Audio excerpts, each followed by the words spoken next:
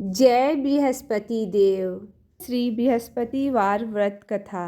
भारतवर्ष में एक प्रतापी और दानी राजा राज्य करता था। वह नित्य गरीबों और ब्राह्मणों की सहायता करता था। यह बात उसकी रानी को अच्छी नहीं लगती थी। वह न तो गरीबों को दान देती, न ही भगवान का पूजन करती थी और राजा को भी दान देने से मना किया करती थी। एक दिन राजा शिकार खेलने वन को गए हुए थे तो रानी महल में अकेली थी। उसी समय बृहस्पति देव साधु वेश में राजा के महल में भिक्षा के लिए गए और भिक्षा मांगी। रानी ने भिक्षा देने से इनकार किया और कहा, हे साधु महाराज, मैं तो दान पुण्य से तंग आ गई हूँ।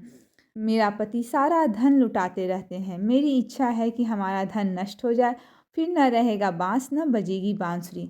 साधु ने कहा, देवी तुम तो बड़ी विचित्र हो। धन संतान तो सभी चाहते हैं, पुत्र और लक्ष्मी तो पापी के घर में भी होनी चाहिए। यदि तुम्हारे पास अधिक धन है तो भूखों को भोजन दो, प्यासों के लिए प्याऊ बनवाओ, मुसाफिरों के लिए धर्मशाला खुलवाओ। जो निर्धन अपनी कुंवारी कन्याओं का विवाह नहीं कर सकते उनका विवाह करा दो। ऐसी और कोई कई काम हैं जिनके करने से तुम्हारा यश लोक और परलोक में फैलेगा। परंतु रानी पर उपदेश का कोई प्रभाव न पड़ा। वह बोली, महाराज आप मुझे कुछ न समझाएं। मैं ऐसा धन नहीं चाहती जो हर जगह बांटती फिरूं। साधु ने उत्तर दिया, यदि तुम्हारी ऐसी इच्छा है तो तथास्तु। तुम ऐसा करना कि बृहस्पतिवार को घर लीप कर पीली मिट्टी से अपना सिर धोकर स्नान करना, भट्ठी चढ़ाकर कपड़े धोना। ऐसे करने से आपका सारा धन नष्ट हो जाएगा। इतना कहकर वह साधु महाराज वहाँ से आलोप हो गए। साधु के अनुसार कही बातों को पूरा करते हुए रानी को केवल 3 बृहस्पतिवार ही बीते थे। उनकी समस्त धन संपत्ति नष्ट हो गई। भोजन के लिए राजा का परिवार तरसने लगा। तब एक दिन राजा ने रानी से कहा कि हे रानी, तुम यहीं रहो, मैं दूसरे देश को जाता हूँ, क्योंकि यहाँ पर सभी लोग मुझे जानते हैं, इसलिए मैं कोई छोटा कार्य कर नहीं सकता। ऐसा कहकर राजा परदेश चला गया। वहाँ वह जंगल से लकड़ी काट कर लाता और शहर में बेचता। इस तरह वह अपना जीवन व्यतीत करने लगा। इधर राजा के परदेश जाते ही रानी और दासी दुखी रहने लगी। एक बार जब रानी और दासी को 7 दिन तक बिना भोजन के रहना पड़ा तो रानी ने अपनी दासी से कहा, हे दासी, पास ही के नगर में मेरी बहन रहती है, वो बड़ी धनवान है, तो उसके पास जाकर कुछ ले आ ताकि थोड़ी बहुत गुजर बसर हो जाए। दासी रानी की बहन के पास गई। उस दिन गुरुवार था और रानी की बहन उस समय बृहस्पतिवार व्रत कथा सुन रही थी। दासी ने रानी की बहन को अपनी रानी का संदेश दिया, लेकिन रानी की बड़ी बहन ने कोई उत्तर नहीं दिया। जब दासी को रानी की बहन से कोई उत्तर नहीं मिला तो वह बहुत दुखी हुई और उसे क्रोध भी आया। दासी ने वापस आकर रानी को सारी बात बता दी। सुनकर रानी को अपने भाग्य को कोसा। उधर रानी की बहन ने सोचा कि मेरी बहन की दासी आई थी, परंतु मैं उससे नहीं बोली, इससे वह बहुत दुखी हुई होगी। कथा सुनकर और पूजन समाप्त कर वह अपनी बहन के घर आई और कहने लगी, हे बहन, मैं बृहस्पतिवार का व्रत कर रही थी। तुम्हारी दासी मेरे घर आई थी, परंतु जब तक कथा होती है तब तक न तो उठते हैं और न ही बोलते हैं, इसीलिए मैं नहीं बोली। कहो दासी क्यों गई थी? रानी बोली, बहन तुमसे क्या छिपाऊं, हमारे घर में खाने तक को अनाज नहीं है। ऐसा कहते कहते रानी की आंखें भर आईं।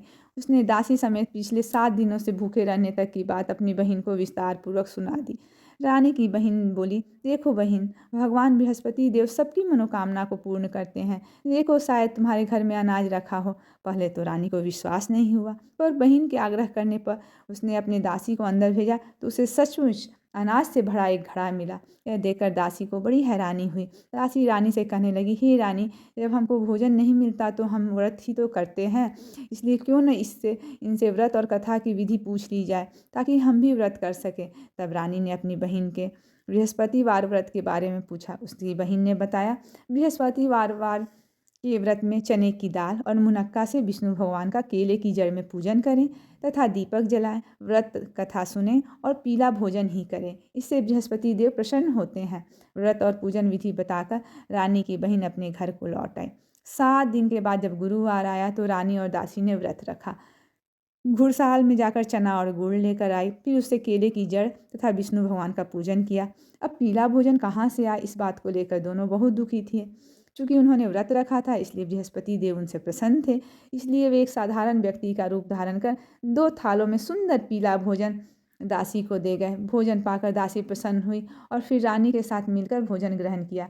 इसके बाद वे सभी गुरुवार को व्रत और पूजन करने लगी। बृहस्पति भगवान की कृपा से उनके पास फिर से धन संपत्ति आ गई, परंतु रानी फिर से पहले की तरह आलस्य करने लगी।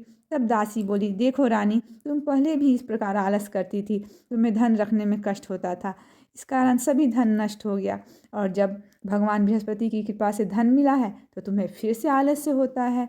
रानी को समझाते हुए दासी कहती हैं कि बड़ी मुसीबतों के बाद हमने यह धन पाया है, इसलिए हमें दान पुण्य करना चाहिए, भूखे मनुष्य को भोजन कराना चाहिए और धन को शुभ कार्यों में खर्चा करना चाहिए, जिससे तुम्हारे कुल का यश बढ़ेगा, स्वर्ग की प्राप्ति होगी और पितर प्रसन्न होंगे।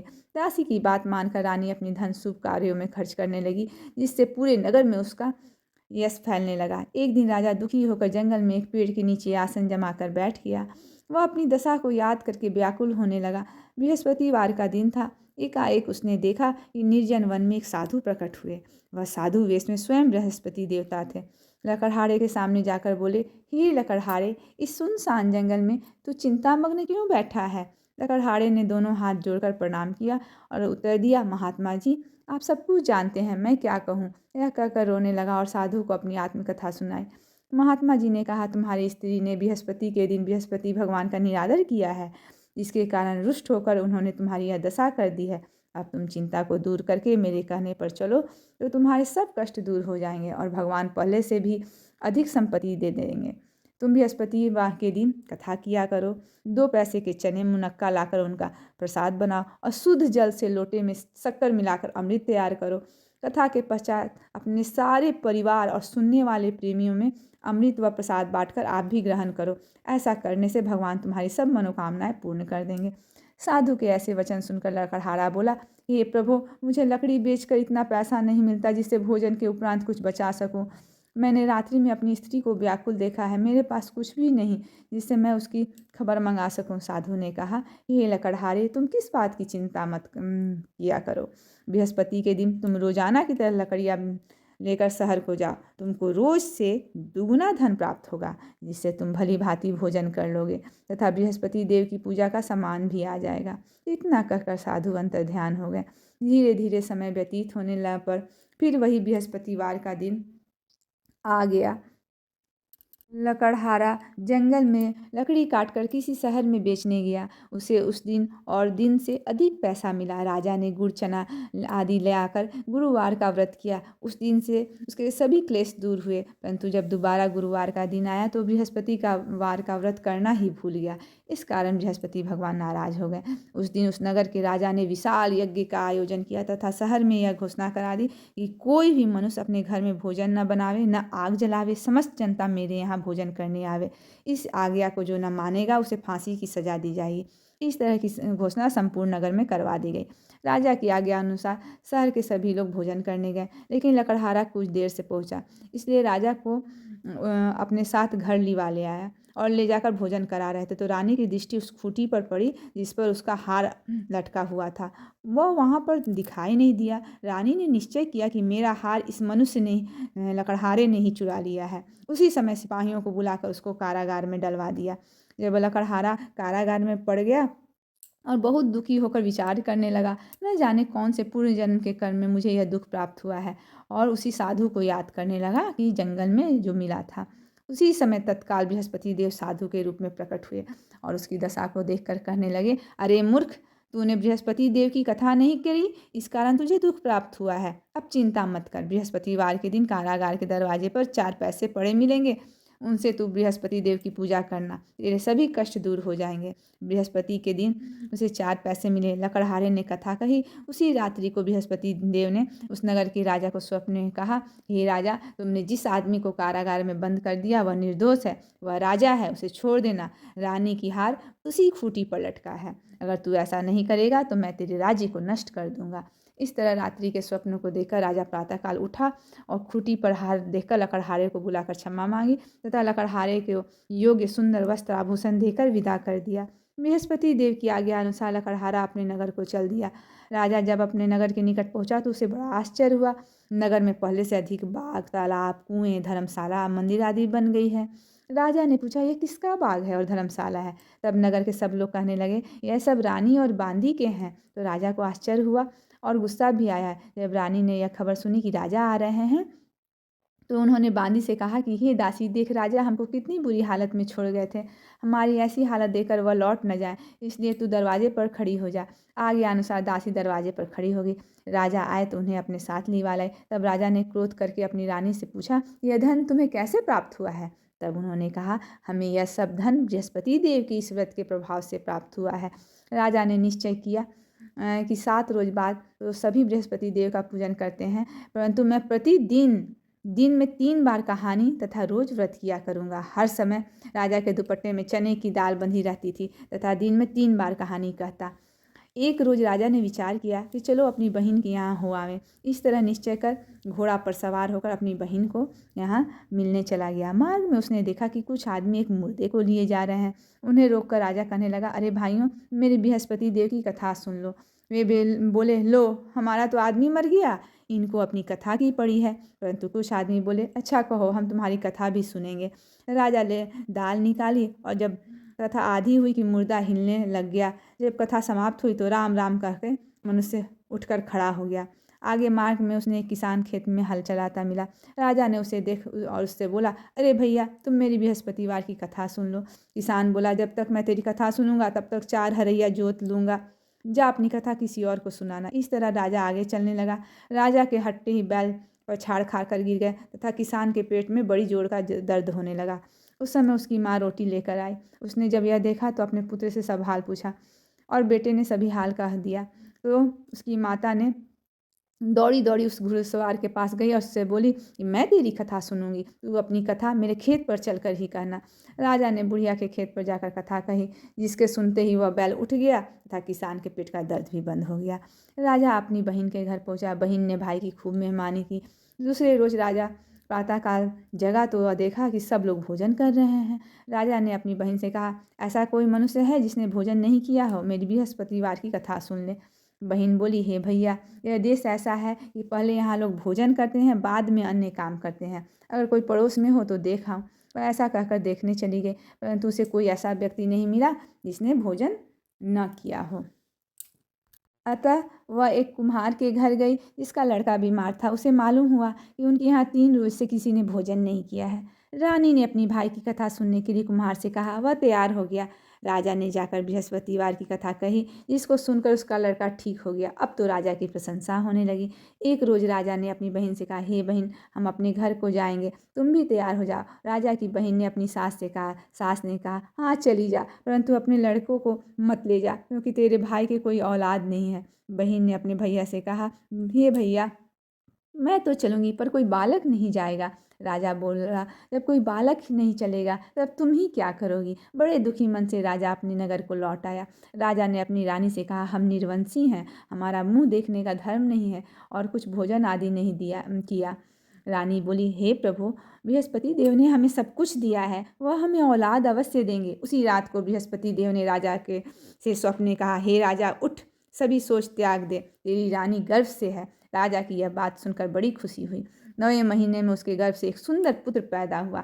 तब राजा बोला, हे रानी, स्त्री बिना भोजन के रह सकती है पर बिना कहे नहीं रह सकती है। जब मेरी बहन आवे तुम मुझसे कुछ कहना मत। रानी ने सुनकर हाँ कह दिया। तब राजा की बहन ने भी यह शुभ समाचार सुना तो वह बहुत खुश हुई तथा बधाई लेकर अपने भाई के यहाँ आई। तभी रानी ने कहा, घोड़ा चढ़कर तो नहीं आई, गधा चढ़ी आई।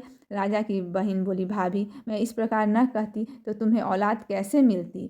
बृहस्पति देव ऐसे ही हैं, जैसे जिसके सब मन में कामनाएं हैं सभी को पूर्ण करते हैं। जो सद्भावना पूर्वक बृहस्पतिवार का व्रत करता है एवं कथा पढ़ता है अथवा सुनता है और दूसरों को सुनाता है, बृहस्पति देव उसकी सभी मनोकामनाएं पूर्ण करते हैं। बोलो बृहस्पति भगवान की जय। भगवान बृहस्पति देव उसकी सदैव रक्षा करते हैं। संसार में जो मनुष्य सद्भावना से भगवान जी का पूजन व्रत सच्चे हृदय से करते हैं उसकी सभी मनोकामनाएं पूर्ण होती हैं। जैसे सच्ची भावना से रानी और राजा ने उनकी कथा का गुणगान किया, उनकी सभी इच्छाएं बृहस्पति जी ने पूर्ण कर दिए। इसीलिए पूर्ण कथा सुनने के बाद प्रसाद लेकर जाना चाहिए। हृदय से उसका मनन करते हुए जयकारा बोलना चाहिए। बोलो बृहस्पति देव की जय, भगवान विष्णु की जय।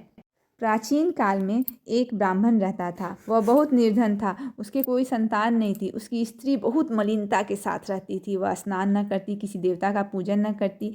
इससे ब्राह्मण देवता बड़े दुखी थे। बेचारे बहुत कुछ कहते थे, परंतु कुछ परिणाम न मिला। भगवान की कृपा से ब्राह्मण की स्त्री कन्या रूप में रत्न पैदा हुई। कन्या बड़ी होने पर प्रातः स्नान करके विष्णु भगवान का जाप व बृहस्पति के वार का व्रत करने लगी। अपने पूजन पाठ को समाप्त करके विद्यालय जाती तो अपनी मुट्ठी में जौ भर के जाती और पाठशाला के मार्ग में डालती जाती। जब ये जौ स्वर्ण के जौ हो जाते तो लौटते समय उसको बीनकर घर ले आती थी। एक दिन वह बालिका सूप में सोने के जौ को फटक कर साफ कर रही थी। उसके पिता ने देख लिया और कहा, हे बेटी, सोने के जौ के लिए सोने का सूप होना चाहिए।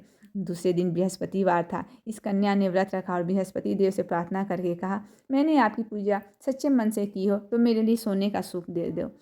बृहस्पति देव ने उसकी प्रार्थना स्वीकार कर ली। रोजाना की तरह वह कन्या जौ फैलाती हुई जाने लगी।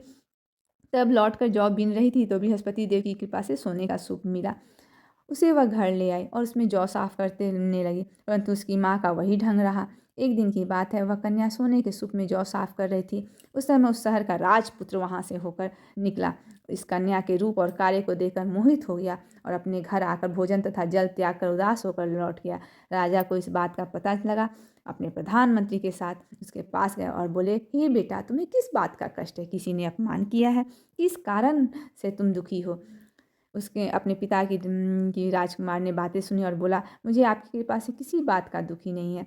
मेरा किसी ने अपमान नहीं किया है, परंतु मैं उस लड़की से विवाह करना चाहता हूँ जो सोने के सूप में जौ साफ कर रही थी। यह सुनकर राजा आश्चर्य में पड़ा और बोला, हे बेटा, इस तरह की कन्या का पता तुम ही लगाओ, मैं उसके साथ तेरा विवाह करा दूंगा। राजकुमार ने उसके घर का पता बता दिया। तब मंत्री उसके घर गए और ब्राह्मण देवता को सभी हाल बतलाया। ब्राह्मण देवता राजकुमार के साथ अपनी कन्या का विवाह करने के लिए तैयार हो गए।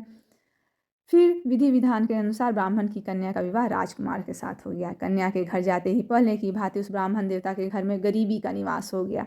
अब भोजन के लिए अन्न बड़ी मुश्किल से मिलता था। एक दिन दुखी होकर ब्राह्मण देवता अपनी पुत्री के पास गया। बेटी ने पिता की दुखी अवस्था को देखकर अपनी माँ का हाल पूछा। तब ब्राह्मण ने सभी हाल कहा।